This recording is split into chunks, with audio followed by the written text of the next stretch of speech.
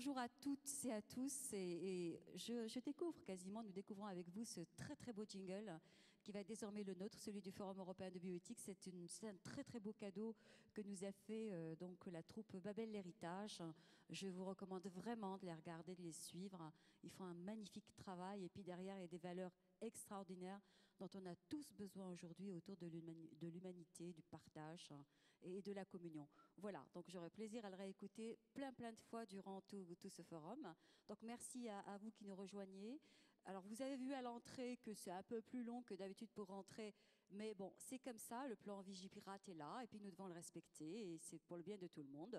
Et tout de suite, je vais passer la parole à Israël Nissan pour ouvrir une deuxième fois cette édition du Forum de bioéthique. Oui, merci au public strasbourgeois. Oui, bravo Nadia, parce que on peut l'applaudir, absolument. Parce qu'elle fait un travail extraordinaire dans la conception, c'est le Dieu aux 1000 bras. Voilà.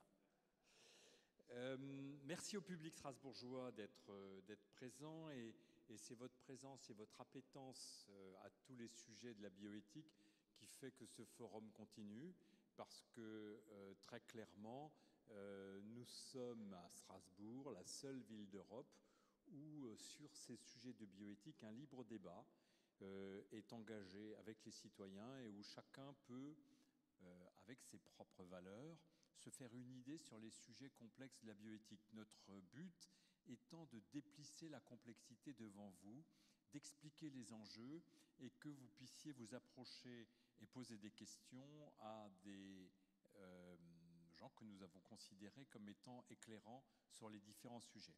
Le sujet de cette année, c'est l'argent et la santé, qu'on a cherché à décliner sous de très nombreuses thématiques.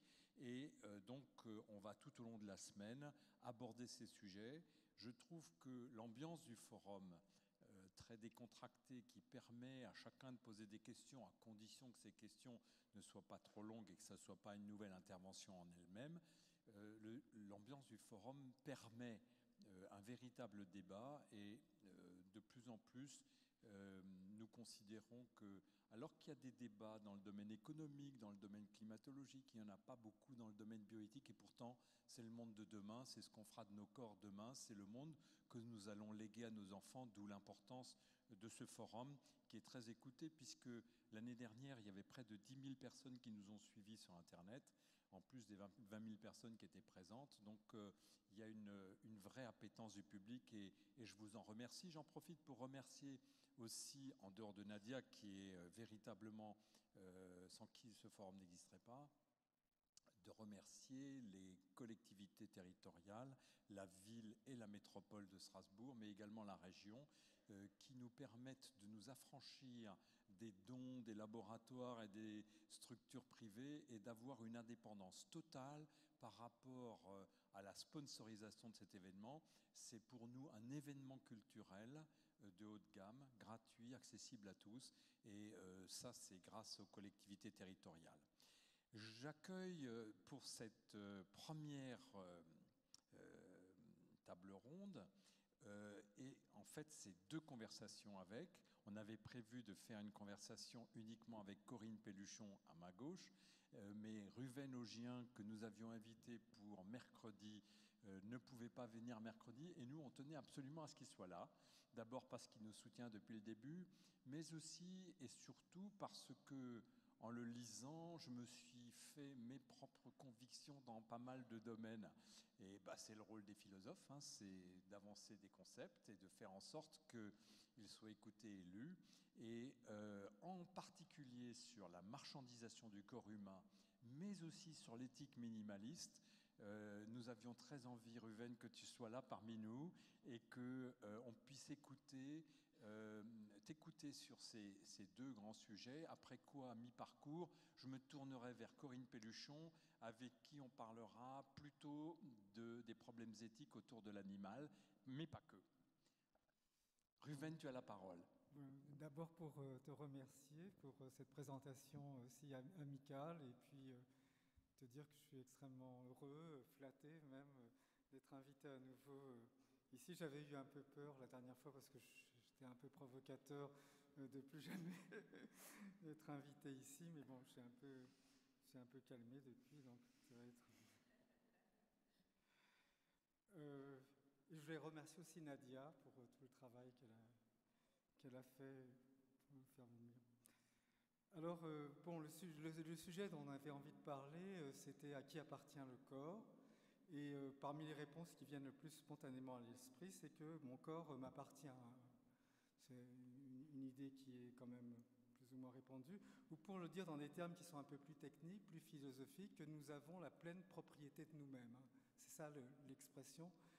Avoir la pleine propriété de nous-mêmes, ça signifie qu'on peut nous pouvons considérer notre corps comme on considère notre machine à laver ou un lave-vaisselle, c'est-à-dire on peut le vendre, on peut l'acheter, on peut le détruire, on peut le donner, on peut le prêter.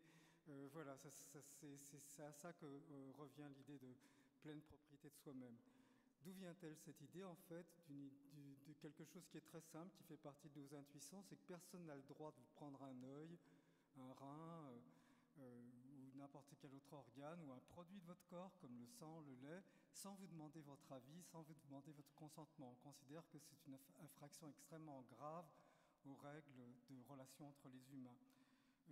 Mais en fait, la notion de pleine propriété de soi-même, qui repose sur des intuitions ordinaires, elle a des implications que je trouve personnellement complexes, difficiles à défendre. Entre autres, c'est que si vous êtes comme un objet, on se demande comment un objet peut avoir la propriété de soi-même. Par exemple, si vous êtes un cendrier, on se demande comment vous pouvez posséder un cendrier vous-même ou la table sur laquelle vous reposez. Mais je vais laisser cette question de côté parce qu'il y a une autre réponse que je voudrais donner à cette question de à qui appartient le corps, qui est dérivée de l'éthique que je défends, l'éthique minimaliste, et qui dit qu'au fond, nous n'avons aucun devoir moral envers nous-mêmes. On peut faire absolument ce qu'on veut de son corps, le détruire, le mutiler, ne pas exploiter nos talents, nous suicider. Tout ça ne relève pas de la morale, à mon avis, mais plutôt de la prudence. Mais enfin, je reviendrai là-dessus. Alors, je vais juste vous dire quelques mots sur cette idée d'éthique minimale dont je dérive cette autre idée que nous n'avons aucun devoir moral envers nous-mêmes. L'éthique que je défends est minimaliste en ce sens très simple qu'elle pourrait se résumer à un seul principe dont la pauvreté est assumée, ne pas nuire aux autres. Ne pas nuire aux autres, rien de plus. Mais en fait, bon, c'est un principe qui existe depuis très très longtemps, mais ce qui est intéressant du point de vue philosophique, ce sont les implications de ce principe. Parce que si ce qui compte moralement, c'est de ne pas nuire aux autres, alors ce que nous faisons à nous-mêmes n'a pas d'importance morale. Et le seul critère du licite et de l'illicite du point de vue moral devient le consentement mutuel des personnes. En conformité avec ce principe minimal de non-nuisance, je soutiens la liberté de faire ce qu'on veut de sa propre vie et de ses pensées du moment qu'on ne nuit pas intentionnellement aux autres, ce qui implique, en référence à certaines questions de société très débattues aujourd'hui, la dépénalisation du cannabis, l'autorisation de la GPA, de toutes les formes de relations sexuelles entre adultes consentants et de l'aide active à mourir pour ceux qui en font la demande.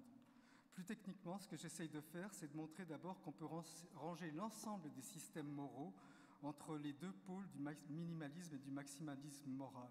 Au pôle minimaliste, nous n'avons que le devoir négatif de ne pas nuire aux autres. Et puis vous voyez, au fur et à mesure qu'on se rapproche du pôle maximaliste, on a des devoirs envers nous-mêmes, des devoirs moraux, aussi des devoirs moraux positifs envers les autres, et puis aussi des devoirs moraux positifs envers des entités abstraites comme Dieu, les anges, la nation et ses symboles. C'est d'ailleurs ce qui ouvre la voie dans l'éthique maximaliste à la possibilité de condamner le blasphème, qui est exclu évidemment pour moi, enfin c'est la condamnation du blasphème. Alors j'essaie de donner des raisons d'être minimaliste et de ne pas être maximaliste dans les affaires d'éthique et de morale. Étant donné que la tradition en philosophie morale est maximaliste, avec son insistance entre autres sur les devoirs envers soi-même, les devoirs de perfection personnelle, c'est toujours dans un certain état schizophrénique que j'expose mes idées. D'un côté, je trouve que cette tradition philosophique maximaliste contient beaucoup de fausseté. D'un autre côté, je me dis que c'est probablement moi qui n'ai rien compris, car il est inconcevable que tant de bons esprits aient été et soient encore dans l'erreur. Bon, dans notre discussion, je vais essayer de présenter mes arguments, non pas de façon dogmatique, mais dans l'ordre assez hésitant de leur apparition dans mes recherches. Merci Ruven. Je ne sais pas si ça marche, ici.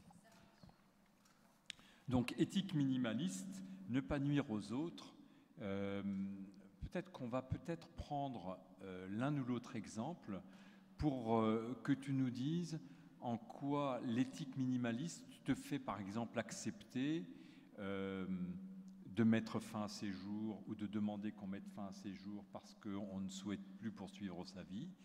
Et peut-être prendre encore un autre exemple qui intéresse tout le monde, qui est celui de la GPA. Nous sommes actuellement dans une très grande interrogation dans notre pays, qui d'ailleurs ne se débat pas publiquement pour diverses raisons, qui est le fait que beaucoup de gens estiment que dans une GPA, il s'agit d'avoir un enfant grâce à une location de ventre, et j'aimerais aussi t'interroger sur ce terme-là, grâce à une location de ventre d'une autre femme. Est-ce que dans cet exemple-là, on ne nuit pas aux autres? Alors, à la base de cette idée que nous n'avons pas de devoirs moraux envers nous-mêmes, il y en a une autre, évidemment, comme c'est toujours des idées à tiroir en philosophie, c'est celle de l'asymétrie morale entre ce que je me fais à moi-même et ce que je fais aux autres. Pensez à la différence qu'il y a entre quelqu'un qui se coupe l'oreille, comme Van Gogh, et quelqu'un qui se jette sur l'oreille d'un passant qui ne lui a rien fait pour lui couper la sienne. Vous voyez la différence entre les deux. Mais on peut étendre cette différence à des sujets dont on discute beaucoup en philosophie, comme le mensonge. Est-ce que c'est la même chose de mentir aux autres et de mentir à soi-même?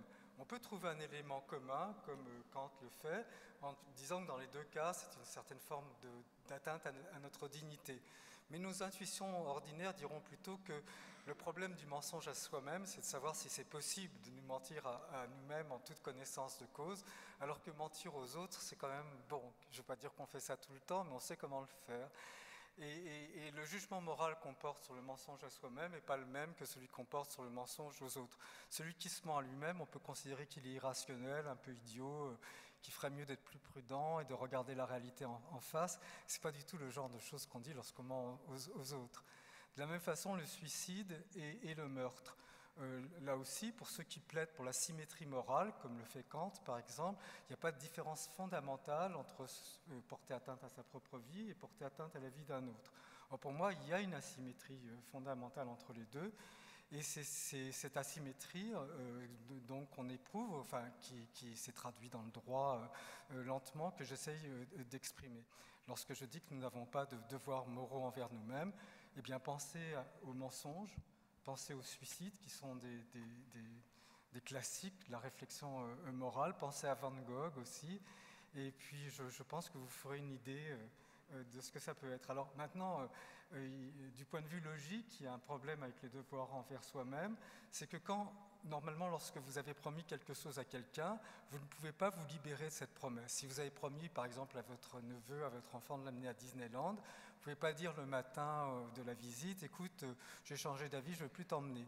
En revanche, l'enfant à qui vous l'avez proposé peut dire, écoute, j'ai plus envie d'y aller. Donc là aussi, il y a une forme d'asymétrie. On peut annuler une promesse qu'on nous a faite, mais on ne peut pas annuler une promesse que nous avons faite. Et là, si vous voulez, si le devoir moral envers nous-mêmes est conçu sur le modèle de la promesse, alors qu'est-ce qu'un devoir envers soi-même qui est une obligation qu'on peut annuler à tout instant? Est-ce que c'est un devoir? D'ailleurs, Kant avait discuté de cette question, il avait essayé de trouver une réponse assez complexe. Je trouve que ce n'est pas une réponse très satisfaisante, pas simplement parce qu'elle est complexe, mais parce qu'elle est confuse plutôt. Et puis, voilà, donc là aussi, on a un élément logique qui exclut la possibilité même d'un devoir envers soi-même, qui est la force d'une obligation. Ruven, tu as écrit, je te cite, « La dénonciation de la marchandisation du corps humain sert surtout à justifier l'exclusion de certaines innovations dans les affaires familiales ou sexuelles. » Alors, je sens que c'est vrai, mais j'ai besoin que tu m'expliques. Alors, en ce qui concerne la marchandisation, comme tu sais, il y a plein de notions que les philosophes mettent sur le marché des idées et qui, au lieu de clarifier les choses, ajoutent de la confusion aux choses. Je crois que c'est exactement le cas de la notion de marchandisation. Parce que quand vous réfléchissez à ce qu'elle signifie, ce sont deux choses complètement différentes. La première, c'est qu'il y a des choses qu'on ne peut ni vendre ni acheter. C'est une notion très générale. Michael Sandel, le philosophe, vient d'écrire un livre dont le titre est « Ce qui ne saurait être acheté ou vendu ». Tu te souviens, Corinne, ce que c'est Oui, enfin bon, oui, oui, ou tout petit, tu l'as peut-être lu, je ne sais pas. Enfin bon, en tous les cas, ça c'est la première signification, c'est très clair. Certaines choses ne doivent ni être vendues ni achetées. Ça peut être le cas par exemple pour le sang, ça peut être le cas pour les produits du corps humain, ça peut être le cas pour les organes qu'on peut donner mais ni vendre ni acheter. D'accord ? Mais il y a un deuxième sens de marchandisation qui n'a rien à voir avec l'idée de l'argent.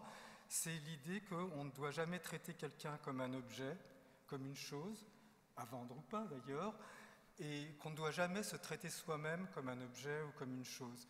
Alors je peux vous donner un exemple dans lequel la question de l'argent est séparée de celle d'être un objet, c'est celle des relations sexuelles. Pour Kant, lorsqu'on regarde quelqu'un sexuellement, on le voit comme un objet de consommation. Il dit comme un citron qu'on va jeter après s'en être bien servi, ou comme un rôti de porc qu'on va déguster. On voit l'autre vraiment comme... Il n'y avait pas beaucoup de relations sexuelles quand même. Oui, je crois qu'il s'y connaissait mieux en cuisine qu'en relations sexuelles. Mais ça, c'est un cas dans lequel, même si on ne paye pas dans une relation sexuelle, par exemple une nuit qu'on passe avec quelqu'un sans lendemain, on s'est traité l'un l'autre comme des objets, mais on n'a pas payé pour ça. Et en fait, la discussion autour de thèmes comme la gestation pour autrui ou d'autres, elle glisse toujours dans les deux sens. D'abord, on commence par dire, mais enfin, le corps ne doit pas être loué, on ne peut pas...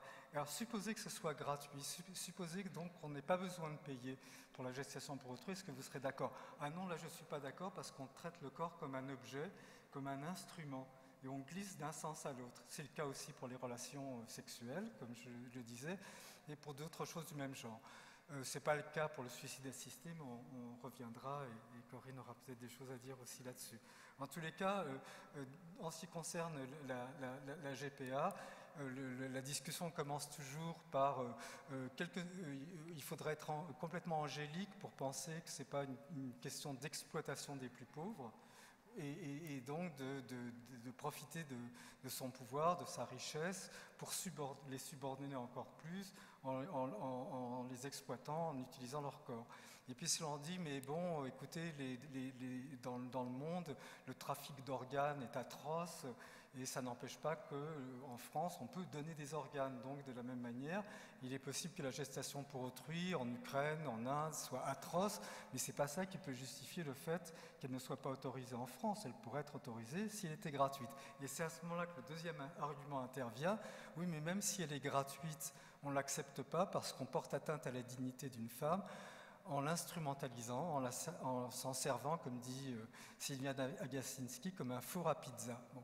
Enfin, moi, je n'ai jamais vu des fours à pizza parler, consentir, mais pour elle, c'est la même chose. Donc, vous voyez, l'argumentation sur la marchandisation, elle glisse toujours du premier au deuxième sens, et c'est un peu comme un poisson qu'on n'arrive pas à attraper. C'est d'ailleurs pour cela que je crois que la discussion continue, sans qu'il y ait vraiment d'évolution ou de changement de position des uns.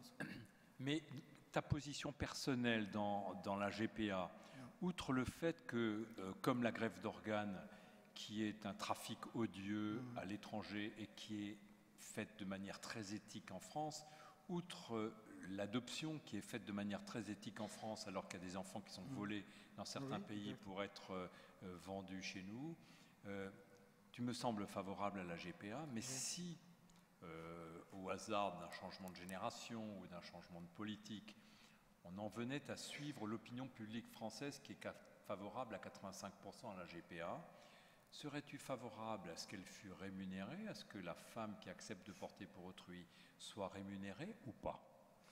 Alors, je peux dire que dans la discussion autour de la GPA, on oublie trop souvent qu'elle n'est pas un acte barbare, bon, comme certains le prétendent, mais un acte fondé sur des principes. Les trois principes sur lesquels la GPA est justifiée en philosophie, c'est d'abord évidemment le fait que nous possédons notre corps, donc on peut en faire ce qu'on veut, on peut faire ce qu'on veut de nos vies. Deuxièmement, qu'un contrat entre adultes consentants, s'il n'est pas vicié par la menace, la force, l'abus de faiblesse est un contrat qui est valide. Et la troisième, c'est une question de justice sociale qui intervient aussi. S'il y a des femmes qui naissent sans utérus ou qui, à la suite de différents accidents, ne peuvent pas procréer, on peut considérer que c'est une compensation que la société offre, comme elle le fait pour d'autres personnes qui sont handicapées. Donc on a quand même, si vous voulez, des principes qui la fondent, et ce n'est pas simplement juste par désir de provoquer, etc. C'est une déduction à partir de nos meilleurs principes. Maintenant, comment doit-elle être effectuée? Il y a plusieurs possibilités. On peut considérer que c'est un contrat entre personnes dans lesquelles l'État n'intervient pas, mais même dans ce genre de contrat, donc il faut qu'il y ait certaines clauses qui soient respectées, donc comme celle de l'absence de menaces, de force. Il n'y a qu'une clause que je récuse dans les contrats de GPA, donc je vais te donner une réponse dans ce sens, c'est la dignité humaine. Bon, on ne va pas rentrer dans une discussion peut-être trop longue sur ce concept, mais supposez par exemple vous passez un contrat avec quelqu'un, et puis après vous dites ce contrat est vicié parce que la personne m'a menacé d'un revolver, vous ne l'avez pas vu, etc. Ou parce que les caractères étaient trop petits avec telle ou telle clause, ou parce que j'étais dans un état de grande faiblesse cognitive, etc.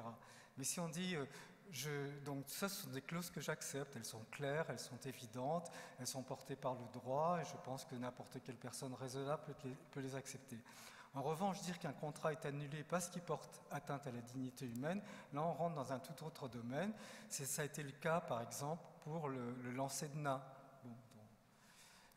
Il y a une personne de petite taille qui ne trouvait pas de travail et dont la famille d'ailleurs était dans le cirque et qui ne voyait pas de mal au fait de se faire balancer dans des discothèques, a été interdit d'exercer son métier, bien qu'il n'avait pas d'autres possibilités devant lui, parce qu'il portait atteinte à sa propre dignité.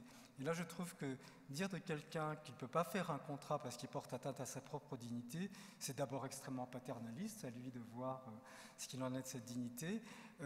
Et puis aussi, c'est introduire un concept extrêmement vague. Vous savez, la dignité, ça sert à justifier tout et son contraire. Au nom de la dignité humaine, on peut récuser complètement le suicide assisté en disant que toutes les vies valent la peine d'être vécues et que c'est une question qui relève de la dignité humaine. Et on peut dire au contraire qu'on veut mourir dans la dignité, c'est-à-dire comme on l'entend.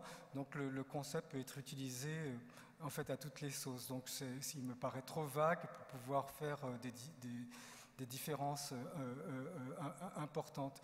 En tous les cas, voilà, ce que je peux apporter à la discussion, c'est que les contrats qui sont passés entre adultes consentants peuvent être viciés et annulés pour différentes raisons, mais ils ne peuvent pas être annulés, à mon avis, sous prétexte qu'ils portent atteinte à la propre dignité de la personne. Alors, pour la rémunération, si ce sont des personnes qui sont consentantes et qui sont d'accord pour une certaine somme, moi, je ne vois pas d'objection à cela. Est-ce à dire que tu dénies à l'État le droit de mettre des règles sur ce genre de choses et d'échanges? En fait, pour moi, l'État doit intervenir pour empêcher qu'on cause du tort aux autres. Il ne doit pas intervenir pour nous obliger à faire quelque chose de nous-mêmes, pour nous interdire de faire ce que nous voulons de nous-mêmes, comme par exemple nous suicider, nous droguer, nous mutiler, ne pas exploiter nos talents, enfin tout ce que Kant appelait les devoirs moraux envers soi-même. Donc l'État, pour moi, il n'y a qu'un État paternaliste qui peut interdire aux gens de faire ce qu'ils veulent d'eux-mêmes, dans la mesure où ils ne nuisent pas directement et intentionnellement à autrui. Mais pourtant, on aide le suicideur récidiviste. On l'empêche de se re-suicider par sens de co-responsabilité dans notre société. Donc tu penses qu'on ne devrait pas aller jusque-là? Cela dépend d'abord, on sépare la question de l'État de la question morale, c'est-à-dire que l'État intervienne pour nous interdire de se suicider, c'est pas la même chose qu'un ami devant qui on se présente, avec qui on dit qu'on veut se suicider. Cet ami dit non, ne me fais pas ça, je veux que tu continues d'être avec moi, etc. Donc si la question est celle de l'État, je pense que je serais assez ferme sur le fait que l'État n'a en effet pas à interdire le suicide. D'ailleurs, il ne l'interdit pas. Il ne l'interdit pas, il essaie de l'éviter. Tu écris à un autre endroit, le principe d'utilité a pour vocation de justifier toute liberté qui contribue au plus grand bien-être du plus grand nombre. Oui. Alors, ça m'amène à te poser une question sur ce qu'on a appelé l'utilitarisme. Quelle est ta posture face à toutes ces philosophies utilitaristes où le plus grand bien-être de plus grand nombre serait la meilleure valeur? Personnellement, j'ai essayé d'explorer aussi, vous savez qu'en France, il y a une tradition qui fait que l'utilitarisme est dénigré.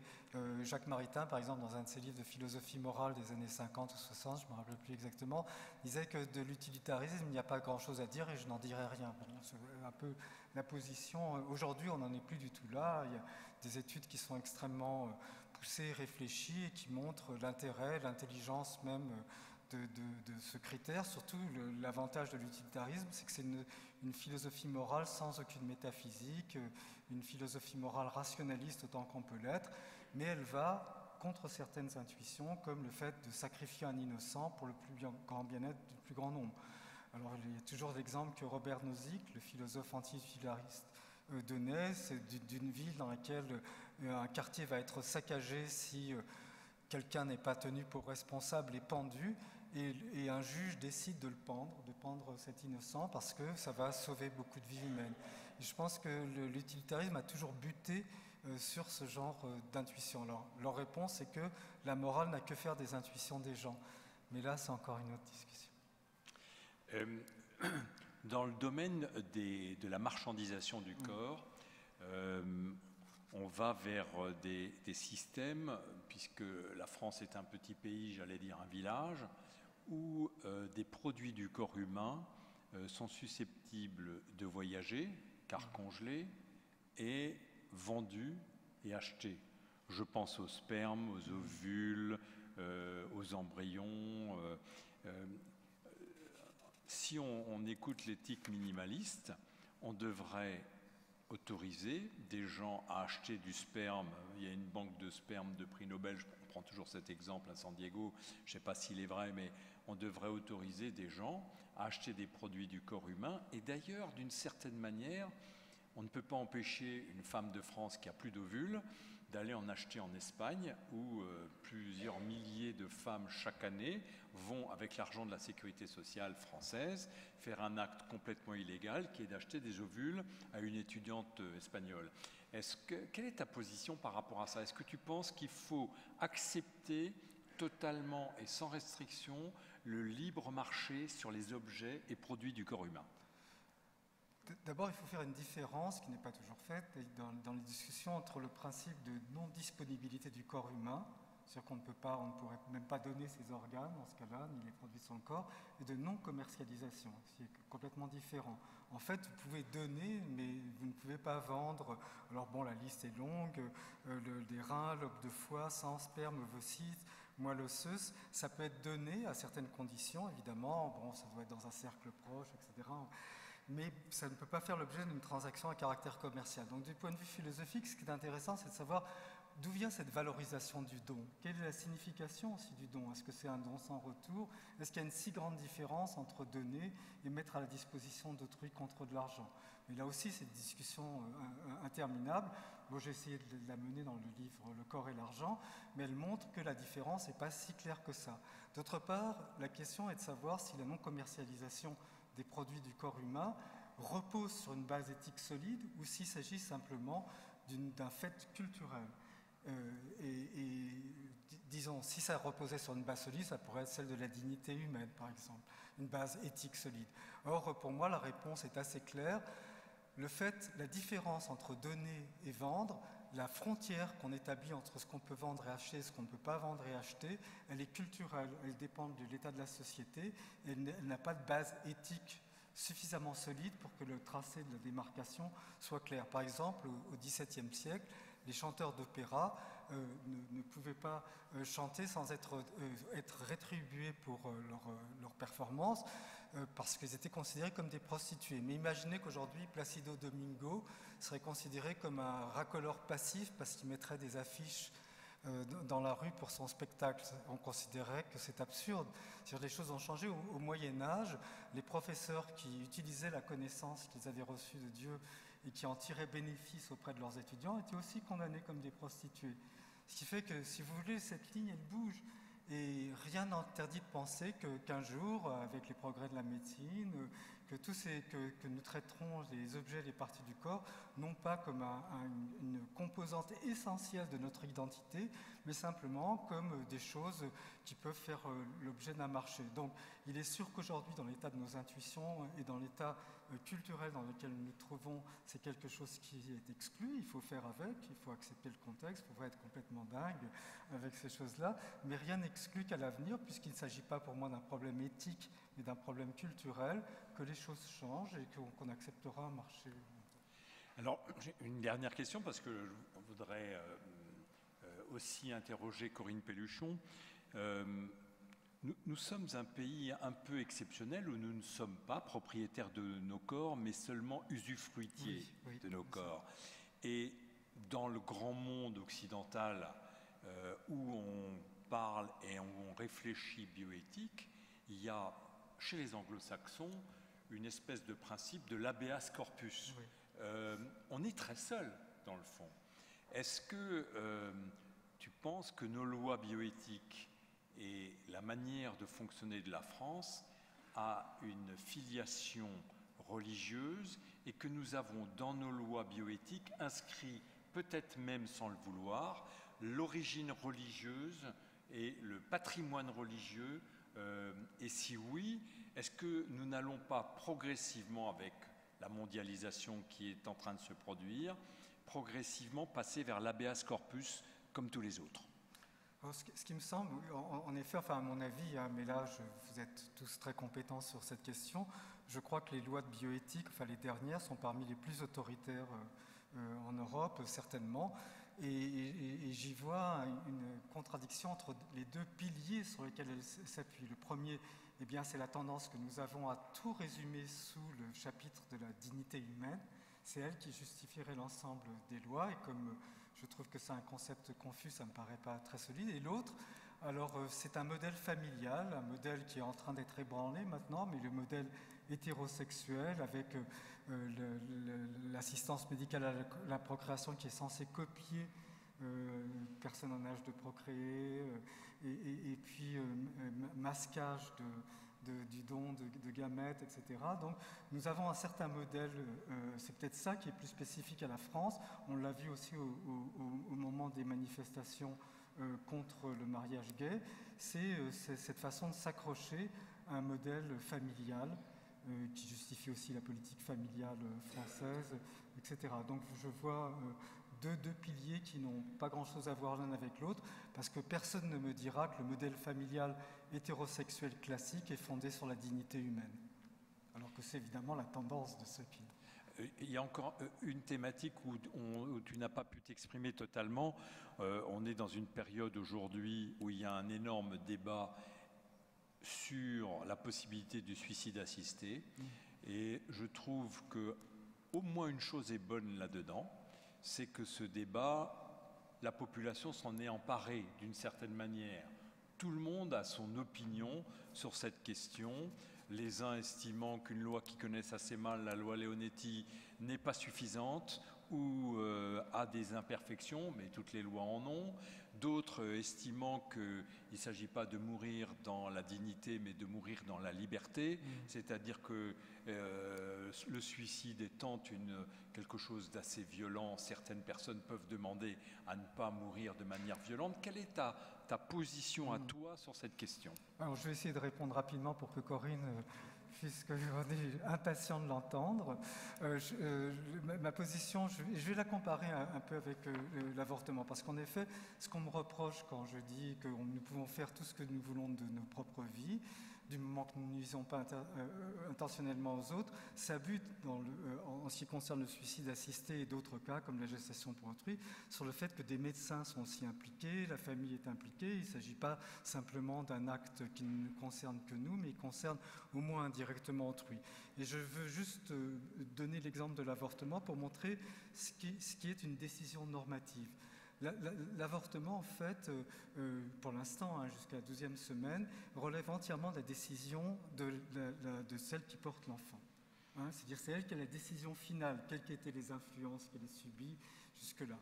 Le mari pourrait dire qu'il est impliqué, le médecin pourrait dire aussi, enfin il y a une clause de conscience, et pourtant on a accepté que normativement c'est elle qui décide, et pas du tout l'environnement. Donc c'est pas un individualisme ontologique, c'est pas le fait que la mère elle a un rapport plus direct au fœtus que quelqu'un d'autre. Nous avons juste décidé, après de nombreux débats, de nombreux combats, que c'est la femme qui allait décider. Et elle peut prendre conseil auprès de son mari, mais c'est à elle que reviendra la décision finale. Et voilà quelle est ma position. Quelles que soient les personnes impliquées, quel que soit le caractère social du suivi assisté, quels que soient les scrupules des médecins, c'est à nous de dire si nous voulons que la décision finale revienne au mourant ou pas. Merci Ruven, je vous rappelle, je fais un petit quart d'heure pub, philosopher ou faire l'amour. Oui, c'est un autre sujet. C'est un autre sujet, mais il a beaucoup de cordes à son arc, c'est pour ça qu'on le réinvitera beaucoup. Le dernier livre de Ruven Augien chez Grasset, philosopher ou faire l'amour. Merci.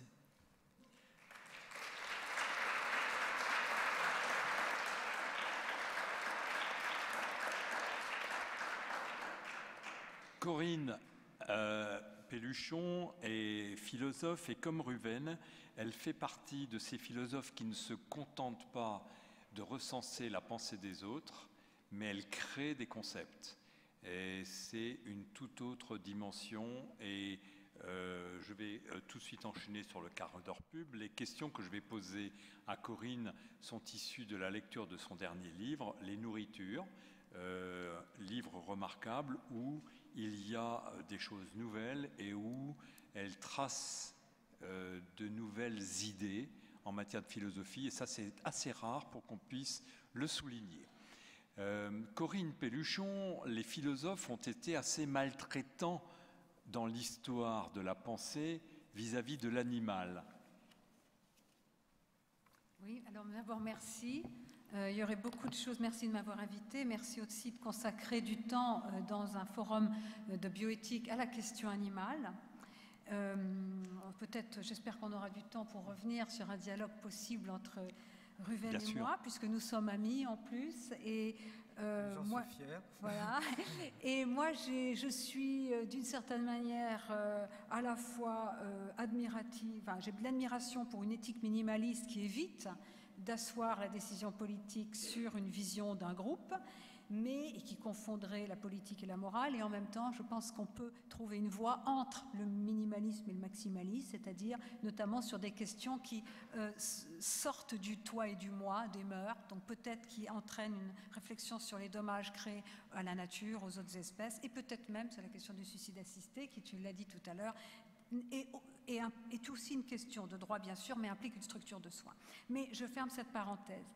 Je voulais dire que c'est important d'intégrer la réflexion sur les animaux, plus que sur l'animal, à une réflexion sur la bioéthique, sur le vivant, parce que les animaux sont aussi d'autres vivants et d'autres existences même. C'est-à-dire qu'ils ne sont pas simplement vivants comme s'ils ne réagissaient pas, ils ne répondaient pas, comme s'il n'y avait personne derrière la fourrure et les plumes. Il y a des subjectivités que désignent les animaux, avec aussi une réflexion au pluriel qui évite de gommer leur extraordinaire pluralité. Et c'est pour ça que le mot animal est suspect, parce que souvent, comme le disait Jacques Derrida, les philosophes se sont donné le mot pour nommer de manière homogène des animaux et surtout pour leur dénier ce qui caractérise l'homme, qui aurait eu besoin de définir à propre une essence, le langage, l'accès au symbolique, la culture, la technique. Or, non seulement les hommes ne sont peut-être pas les seuls, comme l'a déjà montré Darwin, à avoir accès au symbolique, à avoir accès à la technique, à avoir des cultures, mais en plus, d'une certaine manière, la réflexion sur les animaux est une manière de déconstruire les préjugés que beaucoup de philosophes, malgré leur extraordinaire diversité, ont partagé sur précisément ce qui faisait la particularité de la vie animale. Et force est de constater que beaucoup ont considéré que l'animal était privé de langage, d'existence, qu'il était un simplement vivant, et que donc son altérité était pauvre, que c'était une altérité sans positivité. Or justement, peut-être qu'aujourd'hui, sans confondre l'homme et l'animal, sans nier la spécificité de l'homme qui, par le langage, arrache le monde à l'indifférence, à l'oubli, qui construit des normes politiques, etc., et bien sans nier qui est responsable des autres vivants dont il peut connaître les mondes environnants, et bien sans nier cette différence entre les hommes et les animaux, il y a quand même une réflexion sur la richesse de la vie animale, des vies animales, des mondes environnants animaux, qui sont non seulement différents de nous, mais qui parfois ont une certaine étrangeté. Si on prend les insectes, il est clair qu'ils ont une vie, une subjectivité, mais nous avons bien du mal à communiquer avec eux, et même cela souligne les limites de notre empathie, de notre capacité à voir ce qu'ils peuvent ressentir. Donc en tout cas, ce qui est la question que Israël pose, c'est qu'effectivement, sans vouloir caricaturer, force est de constater que l'histoire de la pensée occidentale, ce n'est pas toute la pensée, ce n'est pas toute la philosophie, mais l'histoire de la philosophie occidentale, avec quelques grandes exceptions comme Montaigne, Condillac, eh bien, l'histoire de la philosophie occidentale a fait de l'animal un humain handicapé. Je cite une formule très fréquente, c'est-à-dire que, et ça c'est très intéressant parce que non seulement on a raté l'animal, on l'a appauvri, on ne l'a pas vu, et cela justifiait des discours autorisant un assujettissement qui a atteint des proportions sans précédent aujourd'hui. Mais en plus, on ratait peut-être l'homme. C'est-à-dire que la question animale, ce n'est pas seulement une réflexion sur les animaux, sur leur être, mais c'est aussi une réflexion sur la manière dont nous nous pensons, dont nous avons eu besoin de nous instituer, d'instituer un propre de l'homme qui serait finalement pensé de manière intellectualiste. Et c'est là que je crois, et je le citais avec Derrida, il y a une réflexion qu'on doit aussi à l'utilitarisme Bentham et à son élève John Stuart Mill, qui est cité par Ruven tout à l'heure, c'est l'entrée de la sensibilité comme susceptibilité au plaisir et à la douleur, et comme, non pas capacité, mais comme pouvoir de l'impouvoir, comme vulnérabilité. C'est-à-dire que c'est vrai qu'à partir du moment où la question n'est pas peuvent-ils penser, mais peuvent-ils souffrir, et à partir du moment où on reconnaît aux animaux la capacité à vivre leur vie à la première personne, à avoir peur quand on les conduit à l'abattoir, donc à tenir à leur vie comme vous tenez à votre vie, mais aussi donc à être sensible au plaisir et à la douleur, et bien à partir de ce moment-là, les choses changent, puisque cette commune vulnérabilité nous oblige à définir au moins des devoirs de responsabilité envers ces vivants que l'on ne peut pas traiter n'importe comment. Et là, d'emblée, je pense qu'on va, mais peut-être ce sera la deuxième question, on va ouvrir une réflexion qui passera rapidement de l'éthique envers les animaux, c'est-à-dire comment doit-on se conduire pour respecter les animaux, à une réflexion plus profonde, peut-être, en tout cas, qui, moi, est ma spécificité, à une question de justice envers les animaux, c'est-à-dire comment la question de nos usages des animaux implique de mettre en question les fondements de notre droit. Nous invite à souligner peut-être l'injustice de notre justice, et cette question va au-delà des droits qu'on peut conférer ou pas aux animaux. Donc ce passage d'éthique à la justice, est-ce que je le thématise un peu ? Oui, et puis les implications politiques que tu vois derrière, car tout de même, en matière d'écologie, ça fait longtemps qu'on dit qu'on dégrade notre planète, et pourtant on continue de la dégrader, j'allais dire de plus belle. Rien ne s'est passé en matière d'écologie. Penses-tu qu'il puisse se passer quelque chose en matière de respect des autres êtres vivants ? Ouais, ça, c'est une question. Moi, je ne suis pas devine, je ne sais pas ce qui peut se passer. Je crois bien qu'il ne se passera pas grand-chose et que les choses vont empirer. Et peut-être les plus pessimistes pensent que c'est parce qu'il y aura des choses, par exemple, la pression, l'empreinte écologique, y compris liée à la demande en produits animaliers, sera telle qu'un jour, il faudra changer de mode de vie. Mais moi, je ne suis pas devine, je ne peux pas savoir. Ce que je pense même, comme le Canadien Kim Lika, que les choses vont empirer dans les années qui viennent. Donc, malgré les déclarations d'intention et le statut juridique accordé aux animaux, mais qui est en France simplement le fait qu'on a harmonisé le code pénal et le code civil, puisque le code pénal, depuis juillet 1976, faisait que tout animal était un être sensible qui doit être placé par son propriétaire dans des conditions compatibles avec les normes de son espèce, les normes éthologiques de son espèce, ce qui voulait dire que non seulement il ne fallait pas traiter n'importe comment un animal, par exemple ne pas mettre les truies gestantes dans des cages 150 jours par an, mais qu'en plus les normes éthologiques, les besoins propres des animaux limiter notre droit d'en user comme bon nous semble. C'est-à-dire que le code pénal depuis 1976 avait déjà montré que les droits de l'homme sont limités par les besoins éthologiques des autres espèces, mais jamais on en a tenu en compte, donc ce n'est pas la peine de dire qu'en bonne pompe on a accordé un statut juridique de l'animal et que cela va changer.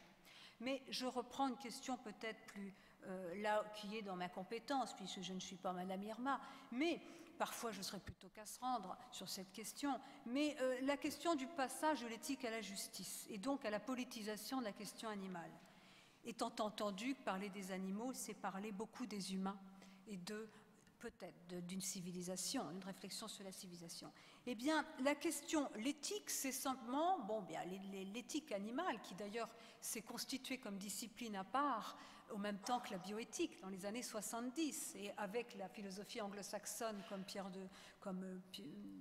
phare, comme la bioéthique aussi. Eh bien, l'éthique animale est une réflexion sur le statut moral des animaux, voire juridique, et à partir de là, eh bien, on en déduisait une condamnation de certaines pratiques ne respectant pas ce statut moral, et la sensibilité, comme je l'ai dit tout à l'heure, a été le critère discriminant pour accorder un statut moral à un être et donc faire qu'il ne compte pas pour rien et donc s'interroger sur les pratiques qui justement exploitaient les animaux sans tenir compte de leur capacité à souffrir. Alors, la question de la justice envers les animaux déplace un tout petit peu le problème, puisqu'au lieu de se focaliser sur le statut moral voire juridique des bêtes, elle va s'interroger sur le sujet humain, sur ce que disent de nous nos usages des animaux, et elle va révéler que la question animale est peut-être l'occasion, le lieu d'une réflexion critique sur notre justice.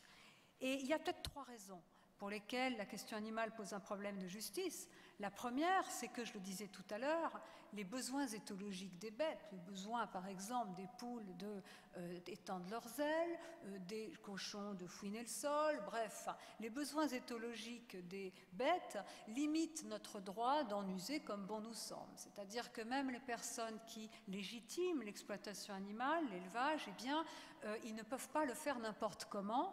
Et cela concrètement veut dire qu'un élevage qui impose à des êtres vivants une vie diminuée, frustrant leurs besoins éthologiques de base, eh bien, transgresse un droit fondamental et profondément s'accorde un droit absolu sur des êtres qui justement limitent son droit. Donc d'une certaine manière, les besoins éthologiques des bêtes dont nous sommes non pas les auteurs mais que nous pouvons reconnaître limitent notre droit d'user comme bon nous semble des autres vivants et d'organiser l'exploitation de ces vivants.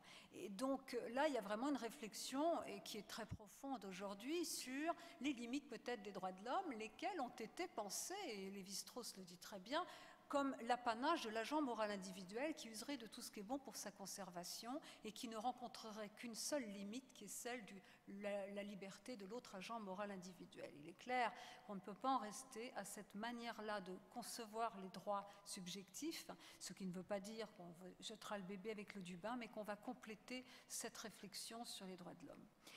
deuxièmement, et la vulnérabilité fait ce travail-là, si je puis dire. La deuxième chose, c'est que la question de nos rapports aux animaux soulève un problème de justice, car dans l'organisation du travail, et l'élevage en est un travail, eh bien on voit que les animaux sont un petit peu calqués, où l'élevage est identifié plus ou moins à une industrie, et cette organisation de la production se fait au mépris donc de la spécificité du travail qu'est l'élevage, qui est une relation au vivant et non une production de produits manufacturés. Et d'une certaine manière, cette organisation de la production à partir d'un chiffre maximal de production déterminé par je ne sais qui, eh bien, entraîne non seulement des contre-productivités, mais des violences envers les animaux et aussi envers les hommes qui travaillent dans des conditions tout à fait difficiles quand il est question de l'élevage industriel. Et la troisième raison, c'est, on en avait déjà parlé la semaine dernière, c'est que beaucoup de personnes considèrent que ce que nous faisons depuis la Seconde Guerre mondiale, on va dire à peu près depuis que l'élevage industriel s'est généralisé dans nos pays, à peu près 95% des poules et des cochons sont élevés de manière industrielle, hein, eh bien, ce qui s'est fait, ce qui se fait, nos manières de traiter les animaux, beaucoup de personnes humaines, et c'est mon cas, c'était le cas aussi de Derrida, il le dit clairement dans l'animal que donc je suis, beaucoup de personnes ne supportent pas l'image de l'homme à laquelle cela renvoie, et il n'y a pas encore de traduction politique de cela. Alors, dernier point, qu'est-ce que serait politiser la question animale? Eh bien, ce serait même aller au-delà de cette reconnaissance d'une question de justice qui est troublée par la question animale, ce serait peut-être faire entrer les intérêts des animaux dans le bien commun. Non pas dire que les animaux sont des personnes comme nous qui décident des règles de justice, car on aura du mal à voir des cochons et des chats décider des règles de justice et même consentir à cela.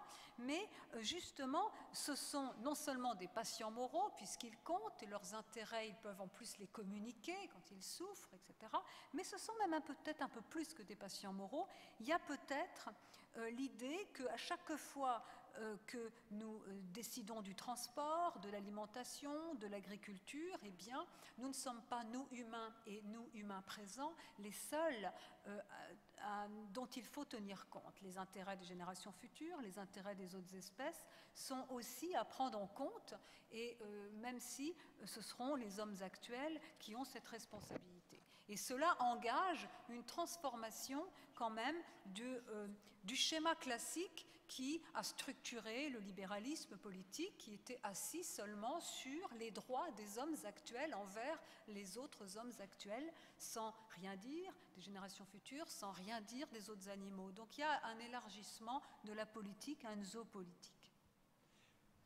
Ruven. Je voulais juste faire, par rapport à ce que tu disais à propos du minimalisme, s'il était capable d'intégrer les idées que tu défends, je pense que rien ne s'y oppose au fond, puisque le principe de base c'est de ne pas nuire aux autres, et toute la question est de savoir qu'est-ce qu'on entend par nuire, offenser, porter atteinte physiquement à quelqu'un, et qu'est-ce qu'on entend par donc nuire, et qu'est-ce qu'on entend par autrui.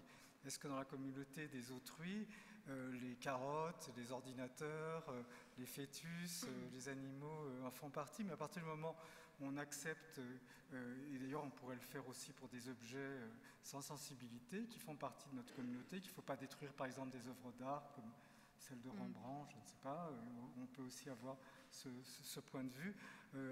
Alors dans ce cas-là, je crois que ça peut être parfaitement couvert par une éthique minimaliste. Oui, moi j'ai toujours pensé que nos travaux étaient complémentaires parce que justement il s'agissait de renforcer d'ailleurs ce principe minimal pour éviter le paternalisme ou la violence, notamment parce que nous nous situons l'un et l'autre dans une condition du pluralisme, c'est-à-dire du fait qu'il y a plusieurs personnes avec des intérêts, des opinions, du bien, des visions du bien différentes. Par rapport cependant à l'amalgame entre les ordinateurs, les animaux et les plantes, je pense que ça c'est quand même quelque chose qu'on ne peut pas faire, et justement si on réfléchit, si on se mettait à la Rawls derrière un voile d'ignorance en se demandant comment organiser les principes de justice, il y a quand même l'idée de l'inviolabilité d'un être qui peut souffrir dans sa chair de traitements qui qui non seulement crée un dommage, mais aussi on peut créer un dommage envers la plante en cessant de l'arroser et en la privant de soleil, mais qui peut aussi lui faire mal. Et c'est la raison pour laquelle, s'il y a respect envers les plantes, s'il y a des devoirs indirects envers les plantes, il y a selon moi des devoirs directs, des droits directs des animaux et une question de justice, car ce ne sont pas des êtres. Quand on castre à vif un cochon, eh bien ce n'est pas rien, c'est quand même pas la même chose que enlever les tailler des arbres, etc. Ça ne veut pas dire que ce ne soit rien, mais je crois que là, on ne peut pas assimiler les mêmes choses. Et de même, par rapport évidemment à la défense du patrimoine, il est clair qu'il y a plein d'objets, d'entités non humaines qui méritent une autre considération, qui ne peuvent pas être utilisées n'importe comment, soit parce qu'elles sont données à d'autres humains, elles sont transmises comme le patrimoine culturel ou naturel aux générations futures, soit aussi parce que l'homme, l'agent moral individuel, n'est pas la source de la légitimité, en tout cas une source absolue. Donc là, d'une certaine manière, toute ma réflexion décentre l'éthique ou en tout cas amène à réfléchir à qui est la source de la légitimité. Donc c'est tout à fait compatible avec une réflexion sur le libéralisme. Moi je m'inscris vraiment dans un travail mais assez rigoureux qu'on n'a pas le temps, je crois, d'expliquer ici, mais de compléter le libéralisme. Et ça se fait de manière avec à la fois des outils éthiques mais aussi avec une construction politique assez sophistiquée. Corinne, tu as été une des rares philosophes à aller voir sur le terrain ce qui s'y passe. Et en tant que médecin, j'y suis très sensible. Tu as séjourné dans un service de réanimation parisien, à la suite de quoi tu as écrit un livre sur la vulnérabilité. Et d'une certaine manière, un être humain qui est dans le coma est un être d'inconnaissance. Il n'a plus sa connaissance. Est-ce que tu pourrais nous dire rapidement ou même développer ta position que tu as déjà beaucoup développée sur la fin de vie et sur la demande qui se fait croissante d'une possibilité pour les citoyens d'avoir la liberté de choisir leur fin de vie?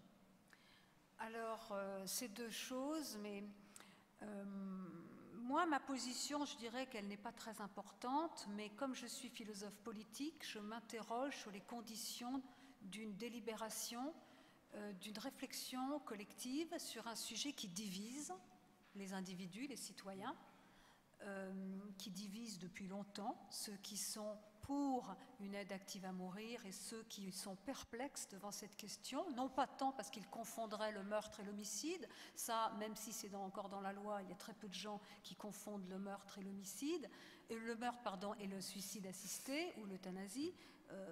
Le meurtre, c'est enlever la vie à quelqu'un qui ne l'a pas demandé. L'euthanasie, suicide assisté, dans les pays qui l'ont légalisé ou dépénalisé, c'est à la demande de la personne, donc c'est quand même pas la même chose.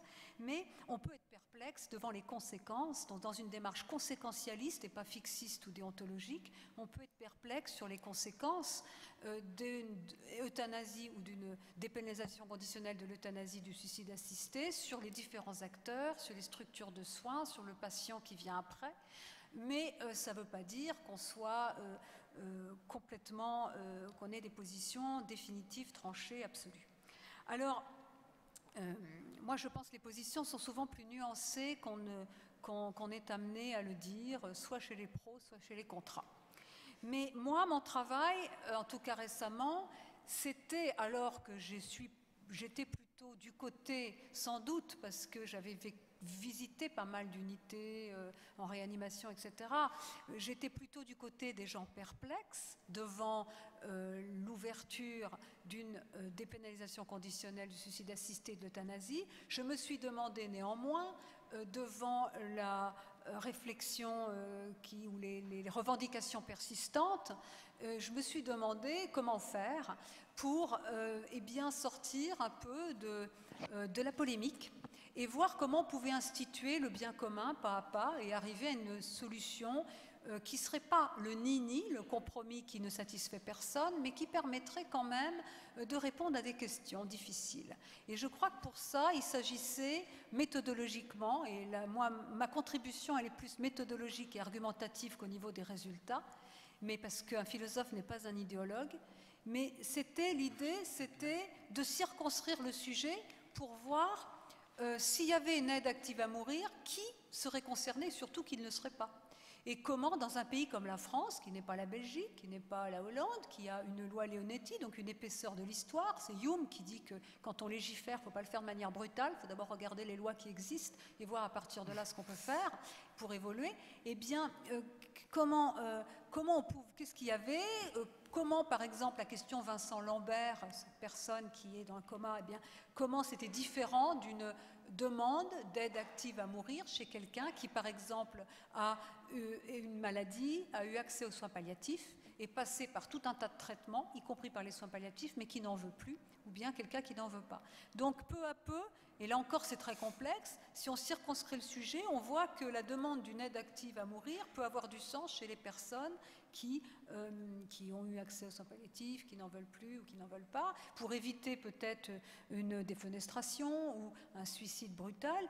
Et après, la deuxième question, c'était les modalités. Et ces modalités, les mots aussi, sont souvent trop épais. Euthanasie, suicide assisté, et avec des modèles toujours semblables, la Belgique, la Hollande, oui, sauf qu'il y a les États-Unis. Je ne dis pas ça seulement parce que je suis amoureuse profondément des États-Unis, mais parce que quand on regarde la solution, ce qui a été fait dans l'Oregon, qui n'est pas parfait, mais néanmoins, c'est une solution différente, moi, selon moi, ma réflexion, c'était comment faire pour trouver une solution à certains cas relativement exceptionnels mais existants, de personnes qui ont eu malades mais qui ont eu accès aux soins palliatifs, qui n'en veulent plus, qui n'en veulent pas, et qui ont des demandes persistantes. Là aussi, on sait que ces demandes existent, mais elles sont très minoritaires, hein, puisque les gens qui ont eu la chance d'avoir accès aux soins palliatifs souvent ne demandent plus le suicide. Mais comment leur répondre sans tomber dans des abus? Et moi, j'avais proposé, de manière un peu compliquée peut-être, mais de démédicaliser le plus possible cette réponse-là en limitant la participation du médecin à seulement le fait de vérifier que la personne est bien en fin de vie et qu'elle peut avoir accès à un produit létal. Et dans l'État d'Oregon, eh bien, il y a eu des enquêtes, ils montraient qu'un tiers des personnes le prenait, ce produit, un tiers ne le prenait pas et un tiers ne demandait pas à en bénéficier. Ce qui veut dire là aussi que même les personnes qui demandent, eh bien, c'est peut-être parce qu'elles ont peur de mal mourir et que certaines préfèrent ne pas... Voilà. Mais c'est-à-dire que c'est très difficile en 5 minutes de traiter d'un problème si complexe. Bien sûr. Et que moi, j'ai dit que j'en parlerai plus jamais à partir de demain. Hein, c'est fini, j'ai donné assez, j'ai été profondément déçue. J'en parlerai également demain de la manière dont a été repris ou pas repris ce travail. Mais voilà, en tout cas, c'est juste, si ça peut être intéressant ici, c'est juste de montrer comment quelqu'un qui fait de la philosophie, donc qui n'est pas idéologue, qui n'a rien à gagner, peut être perplexe, parce que quand on voit les cas pratiques et les différents acteurs, les familles, les personnes, les associations, les soignants, eh bien on a un point de vue diversifié et voir comment méthodologiquement on peut arriver à trouver un dissensus raisonnable, c'est-à-dire à construire quelque chose qui casse pas les choses et qui quand même réponde un peu. Il ne faut absolument pas que tu t'arrêtes de parler, Corinne, même si parfois on a l'impression que la parole est un petit peu dévoyée en aval. Je pense que c'est extrêmement important que tu t'exprimes sur ces choses-là. Je ne voudrais pas perdre l'occasion de l'une ou l'autre question, soit à Ruven, soit à Corinne, ou aux deux. Donc là, je vois déjà un bras qui se lève. On va passer la parole à la salle. Juste une chose, Corinne. D'ailleurs, moi, par rapport sur ce sujet, je trouve absolument très, très intéressant. Il y a une interview croisée de toi et d'André Consponville sur Le Monde, au journal Le Monde. Elle est absolument passionnante. Donc, effectivement, la parole à la salle. Et je vais essayer de venir vers vous, madame.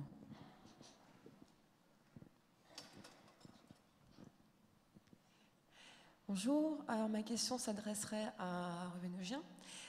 Vous parliez d'éthique minimaliste, c'est quelque chose que je viens de découvrir là, plus approfondi avec votre votre discours et je voulais vous interroger par rapport à la question alors mon anglais est approximatif, mais du barbake, parce que moi je suis acteur de prévention, donc je suis censée expliquer aux gens comment se protéger, et d'un autre côté, je pense que je peux comprendre aussi les pratiques de barbake, donc j'aurais juste voulu savoir quel était votre avis là-dessus, sur comment arriver à faire de la prévention sans être paternaliste, justement. Merci. Alors, en fait, peut-être, oui. La question est claire, Ruven? Oui, oui, oui. Ouais. Bon. Mais ce qui n'est pas clair, peut-être, c'est que vous disiez que vous arriviez à comprendre les motivations de... Est-ce que vous pourriez être plus précis sur ça? Je vous invite à venir vers moi parce qu'il y a des sacs. Je ne peux pas... Voilà.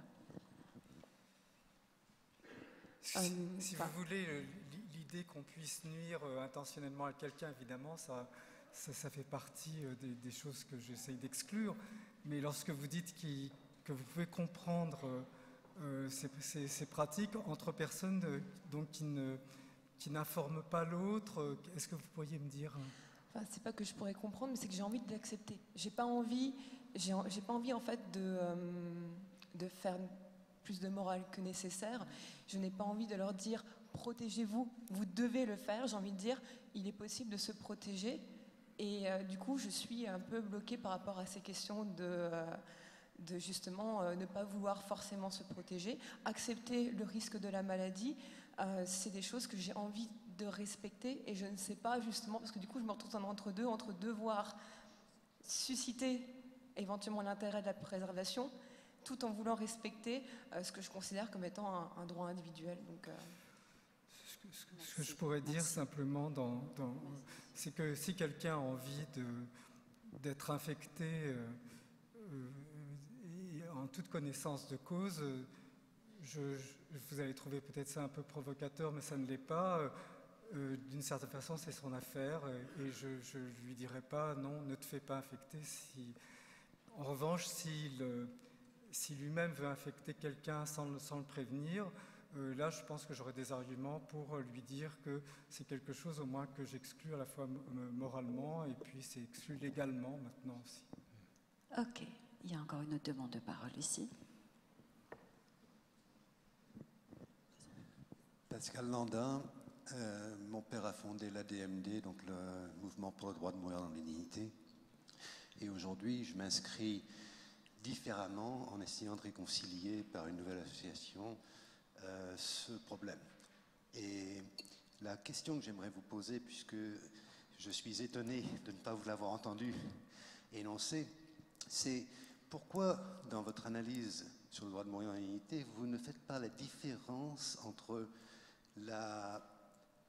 l'individu et ses droits et les droits du médecin en tant que professionnel technicien, mais qui, à aucun moment, ne devrait avoir le droit de décider pour l'individu. Et d'où ma revendication. Il ne devrait pas avoir le droit, c'est ça que vous dites. Il ne devrait pas avoir le droit.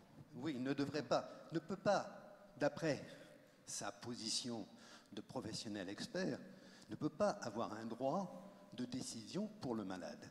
Et donc, si on veut respecter ces deux droits, et moi je dis qu'il y a un espace de confiance qui est à respecter et très important pour soigner, à ce moment-là, on peut réconcilier tous ceux qui veulent à la fois leurs droits et à la fois être respectés en tant que médecin comme professionnel. Merci. Ce que je pourrais dire tout d'abord, c'est qu'il ne faut pas oublier non plus que le droit au suicide assisté n'est pas simplement un droit qui est revendiqué par les personnes qui sont malades, souffrantes, incurables, en fin de vie. Un adolescent peut le demander aussi, ou quelqu'un qui est en bonne santé peut vouloir mettre fin à ses jours et demander qu'il y ait une assistance afin que ce soit moins pénible et que ce soit plus efficace, par exemple.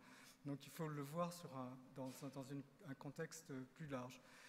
Ce que j'ai essayé de faire tout à l'heure, mais enfin comme je le fais souvent dans ce genre de débat normatif, j'essaie simplement d'introduire quelque chose qui nous paraît acceptable, comme en ce qui concerne le droit d'avorter, qui implique aussi, comme je le disais, beaucoup d'autres personnes, dont le médecin, le père évidemment, enfin le géniteur si on peut dire, et puis toute la famille, et puis la nation aussi, puisqu'on a besoin parfois de politiques natalistes.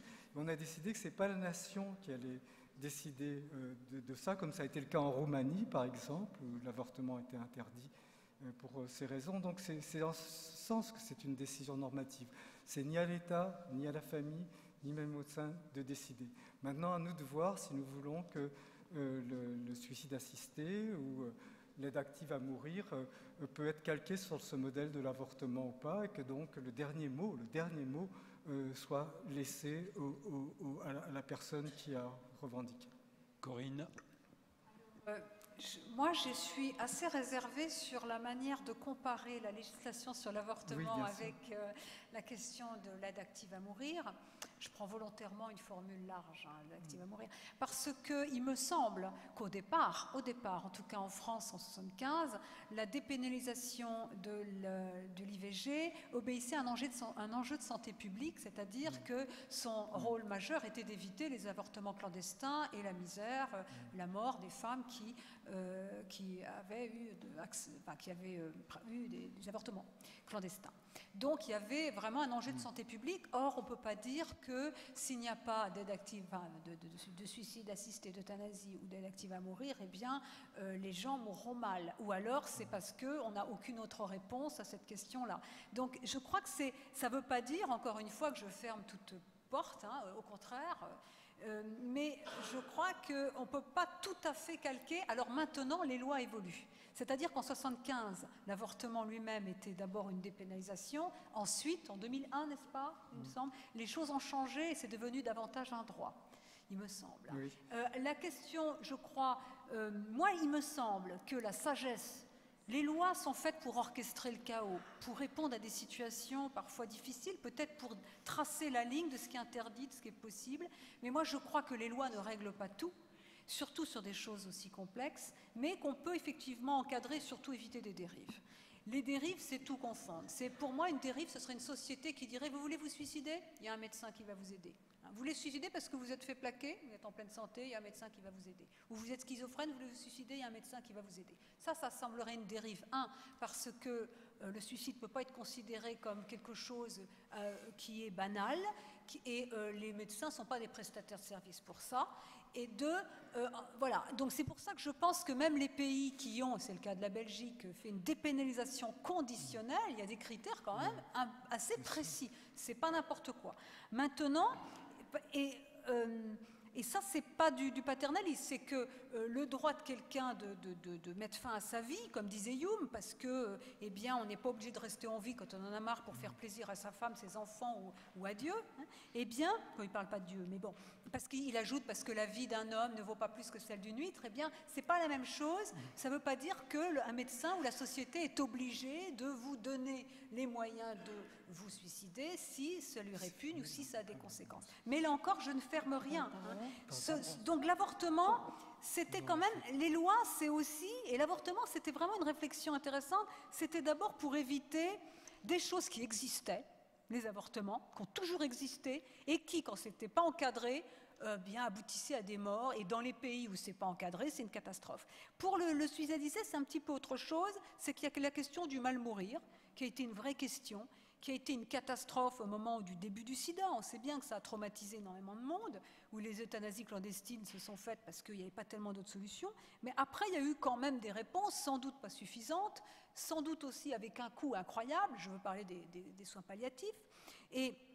Mais un coût, parce qu'aujourd'hui, il faut aussi parler d'argent, on est là aussi dans ce... Bah oui, et que les soins palliatifs, moi je trouve que c'est évidemment une avancée majeure, mais ça a un coût, et on sait qu'en France, ils sont distribués, au dernier moment, donc ce qui fait que les gens ont le temps de mal mourir avant, c'est pas étonnant qu'ils demandent la mort. Ensuite, et c'est inégalement réparti sur le territoire, il y a des endroits de France où on n'est pas tellement dans les soins palliatifs, donc on meurt très mal, et voilà, donc tout ça, c'est aussi responsable d'un certain nombre de tensions. Maintenant, et on peut pas, la loi n'est pas là pour légiférer parce qu'il y a des injustices, il y a une organisation sanitaire, etc. Mais maintenant, et il y a aussi une autre chose, c'est quel pouvoir on donne, ou moi c'est vrai que je suis assez réservée, donner le moins possible de pouvoir aux médecins. Parce qu'il y a aussi, quand même, c'est très facile d'induire une demande de mort. Voilà. Et donc du coup, je crois que toute cette réflexion, mais là encore, c'est très difficile, très vite comme ça, d'en parler, parce qu'on dit des choses trop rapides. Et puis, mais la question que moi je voudrais dire, peut-être je n'ai dit que cela, c'est à quoi servent les lois? Et les lois ne sont pas là pour remplacer l'estimation d'une situation, le rapport du malade au médecin. On sait bien aussi que les demandes de mort sont fluctuantes, parfois ambivalentes, pas toujours, hein. Il y en a qui sont persistantes, mais bon, voilà, est-ce que la loi c'est tout de suite, vous en avez marre, c'est bon, hein? Non, c'est autre chose. Et en même temps, je crois que il faut aussi répondre à des situations, même exceptionnelles. Voilà. Donc ça, je crois que c'est... Mais moi encore, il me semble que, tu disais, Israël, que la société s'est emparée de ces questions. Moi, ce qui m'a le plus déçu dans toute cette affaire, ce n'est pas qu'on avance ou qu'on n'avance pas bon, sur telle ou telle position, c'est la manière dont dont a été débattue cette question. Et il me semble qu'il y a quand même... Contrairement aux apparences, il y a très peu d'appropriation par les citoyens de cette question. Clair. Moi, il me semble. Pas suffisamment. Clairement, oui. On l'a vu avec le dépouillement des avis citoyens. Il y avait même des confusions sur le mot d'euthanasie. Oui, et puis le panel de la manière dont il a été réalisé. Voilà. Alors, il y a juste Réven Eugène qui aimerait bien intervenir. Pour sauver ma comparaison avec l'avortement, je voudrais juste replacer le contexte dans lequel ce qui m'importait, c'était de montrer que tout acte,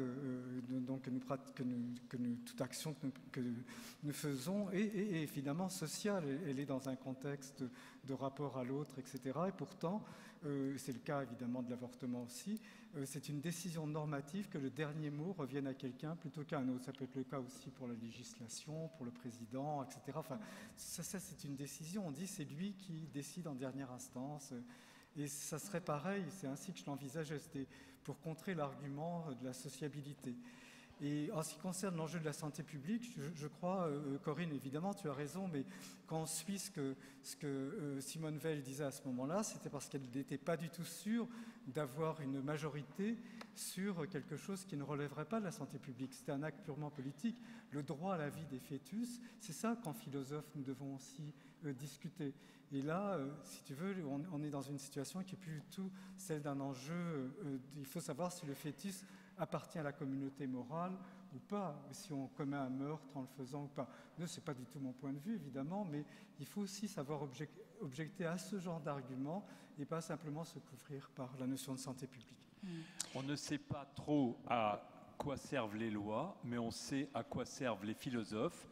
Ils éclairent notre monde et ils éclairent le monde de demain. Il n'y aurait pas de bioéthique, bien qu'il l'ait un peu snobé pendant pas mal de temps, sans les philosophes. Et je remercie en votre nom à tous, Corinne Pelluchon et Ruben Augien, de nous accompagner dans cette démarche.